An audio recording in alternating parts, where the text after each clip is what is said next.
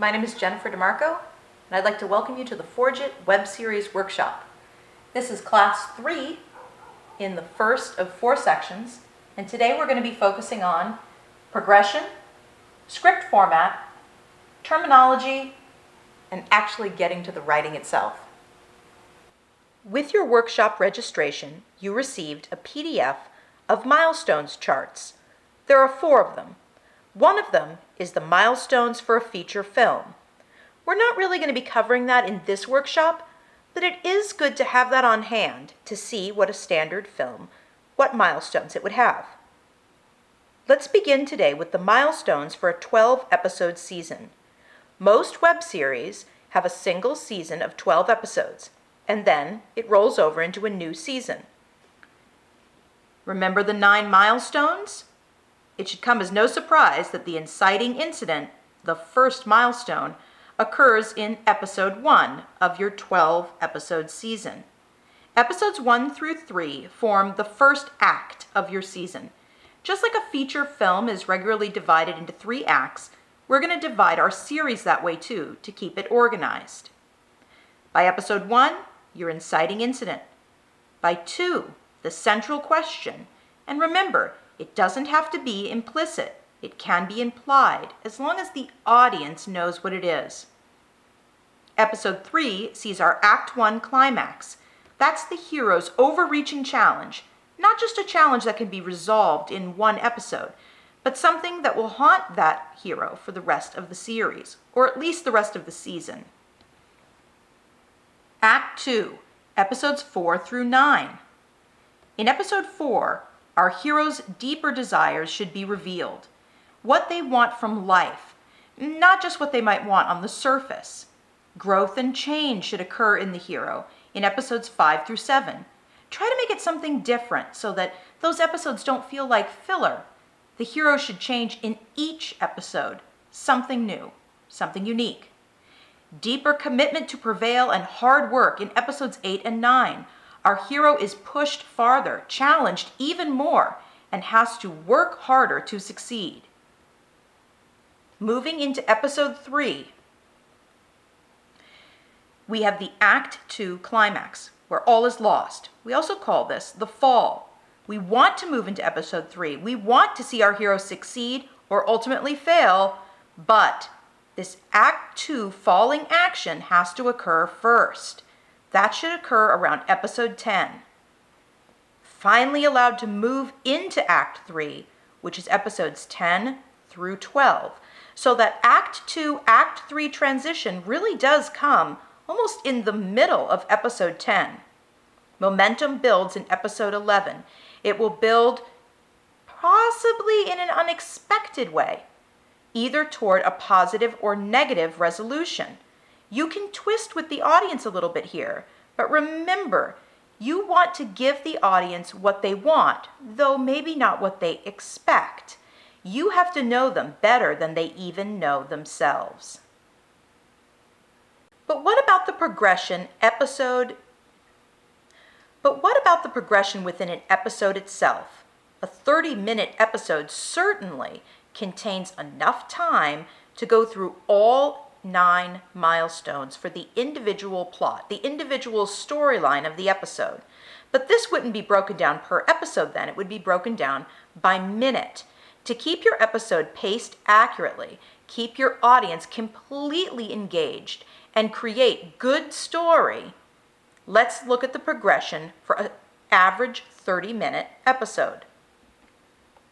The inciting incident within the first minute would be perfect. The central question by minute 5. The Act 1 climax, minute 10. What does the hero desire? Minute 12. By minute 14, the hero should be actively growing and changing. Deeper commitment by minute 18. But what about that fall? By minute 20. Momentum builds towards our resolution by minute 25 and into minute 30 for our final resolution. It's a fast-paced world, but that's what it takes to keep our audience engaged.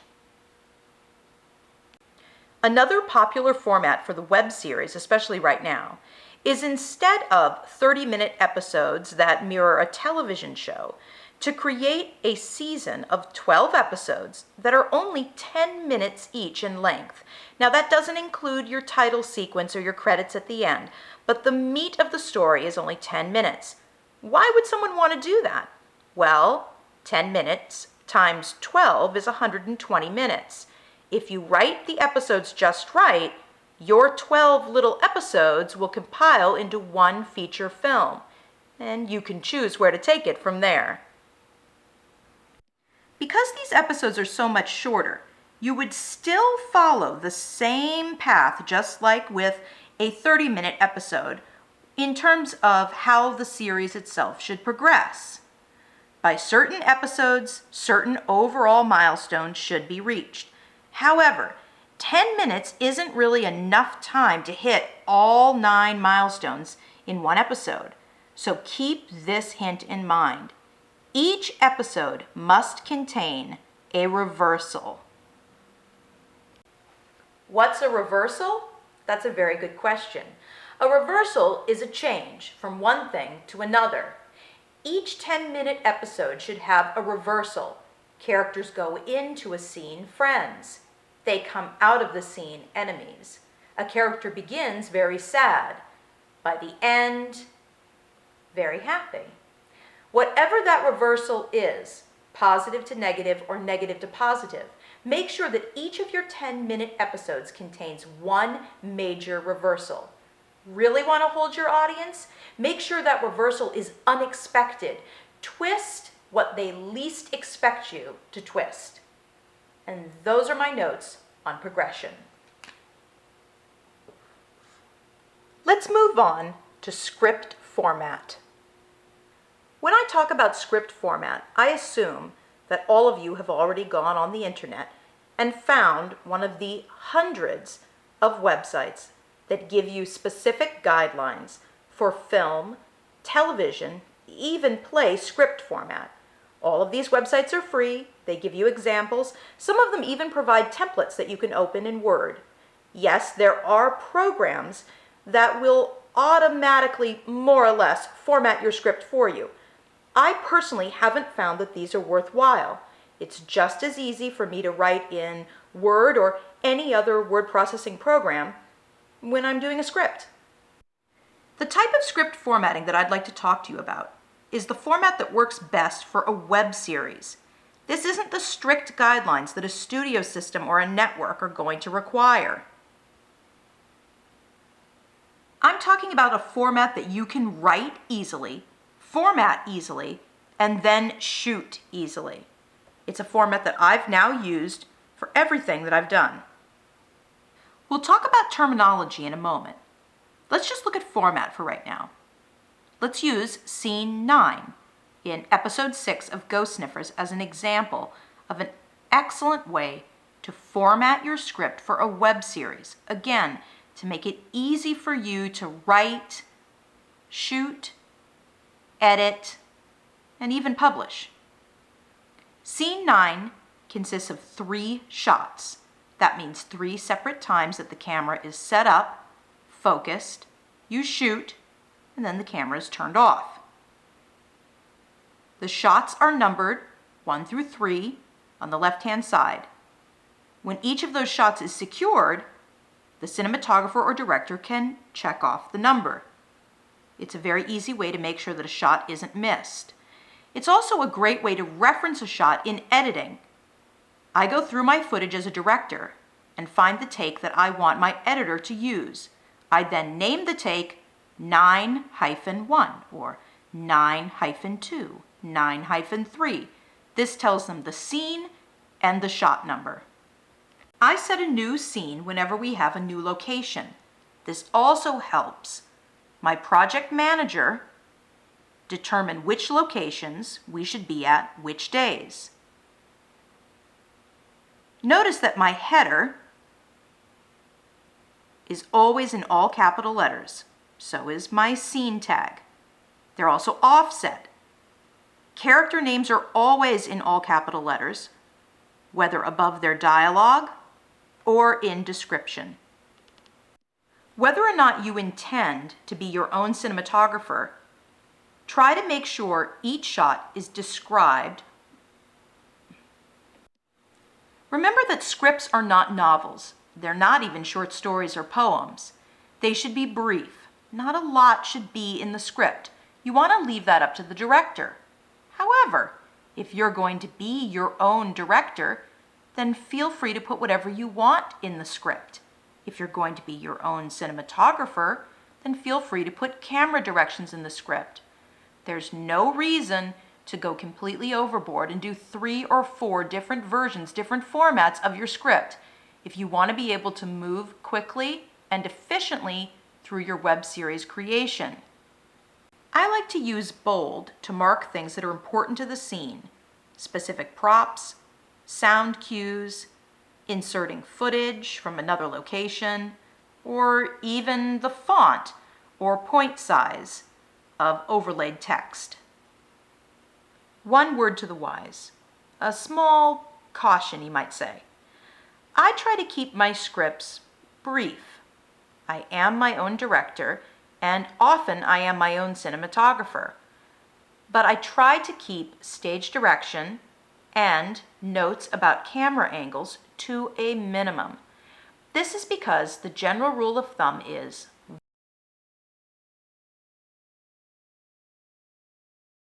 but if you don't get your format just right, if you put in too much extra information, you can really throw this off and wind up with episodes that are unintentionally too short or too long.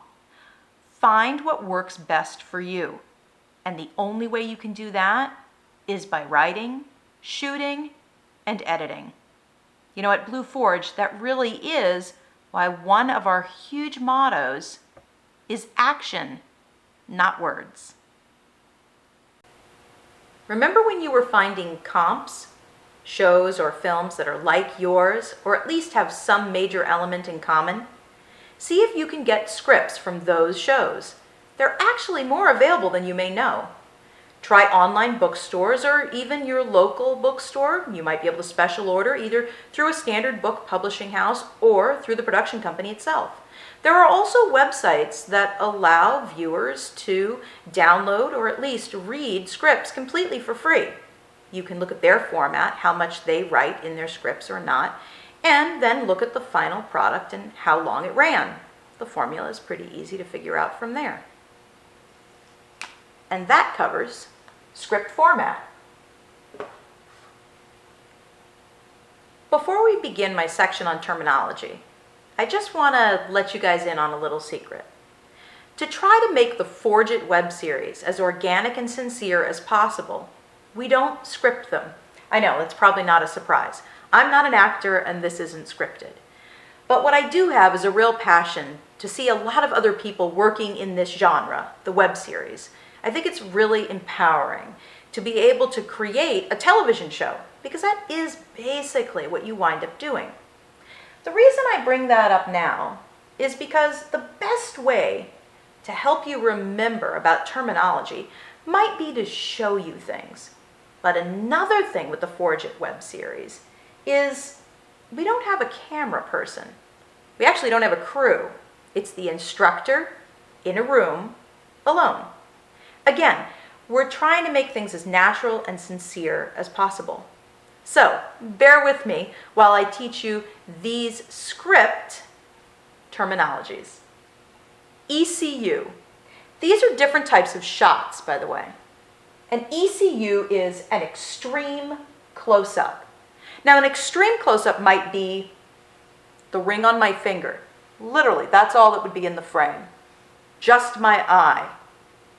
A character's mouth twitching, just their mouth. Them putting in an earring, just their hand on their ear.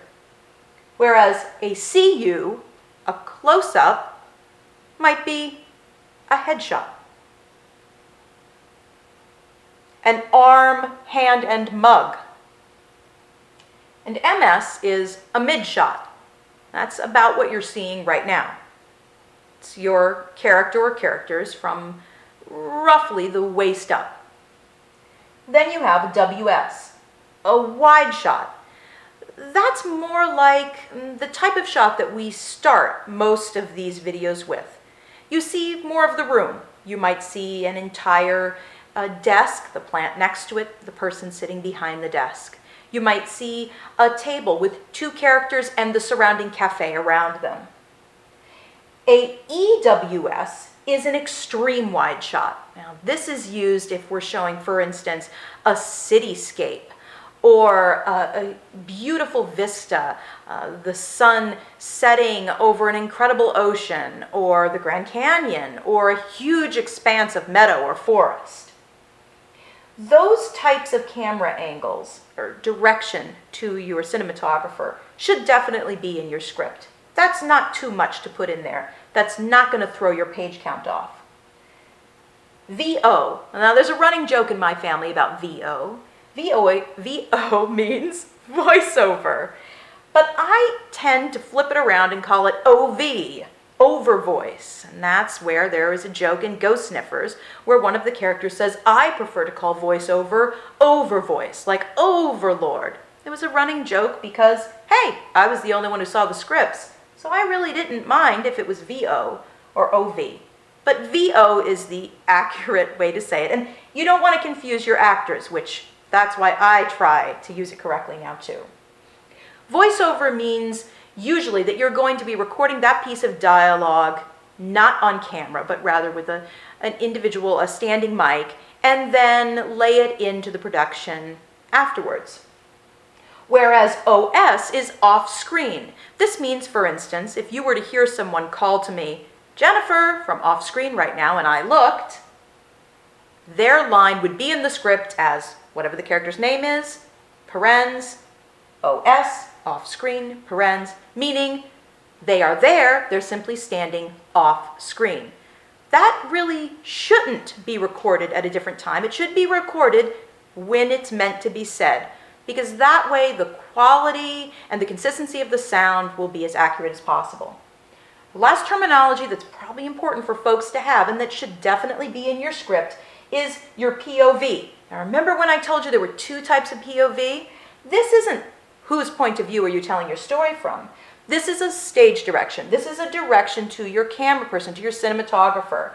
This talks about the camera. Right now the POV is straight on. The camera is looking right at me.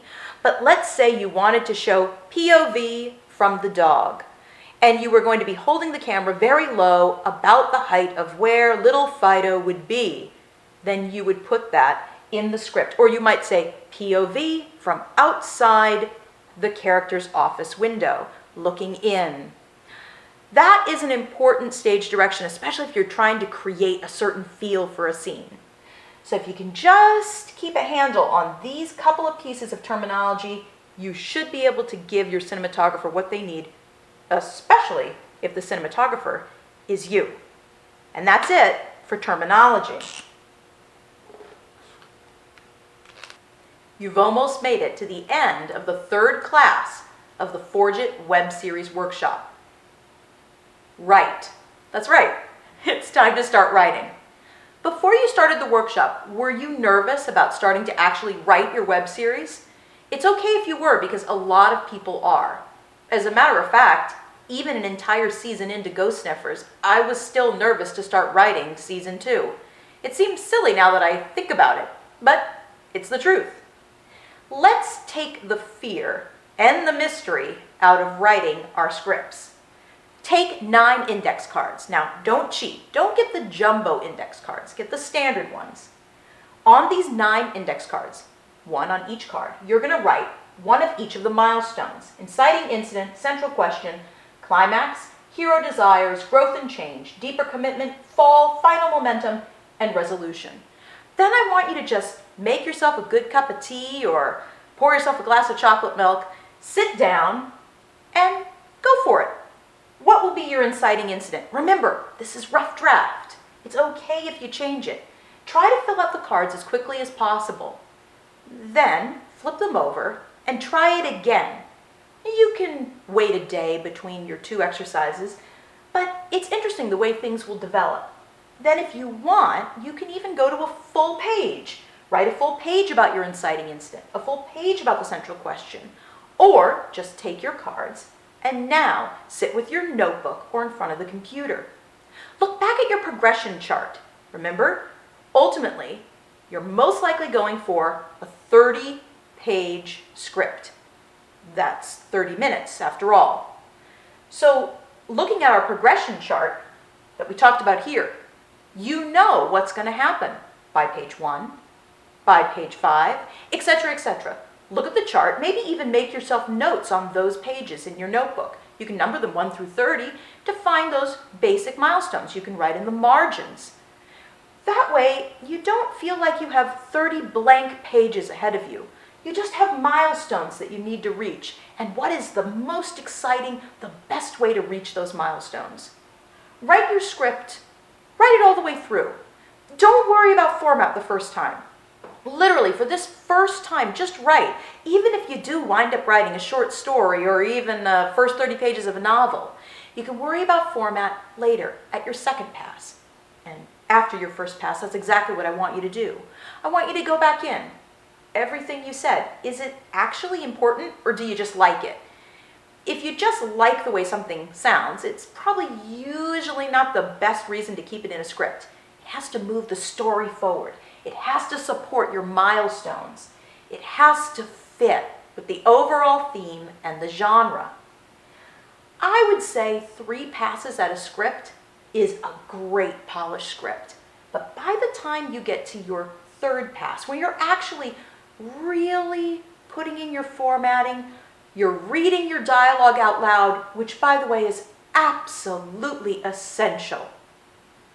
By that point, you might consider having friends or family sit down for a table read. A table read is just like what it sounds like. You print multiple copies of the script. Really, honestly, each reader should have their own copy. It helps make things smoother. And everyone reads the dialogue aloud. You probably shouldn't read stage direction or narration. Someone else should do that so that you can just listen and make notes on the script yourself. You want the dialogue to sound real. You're not looking for great actors here. Whether or not someone is an actor, they can read a line. Do they stumble on it? Is it clunky?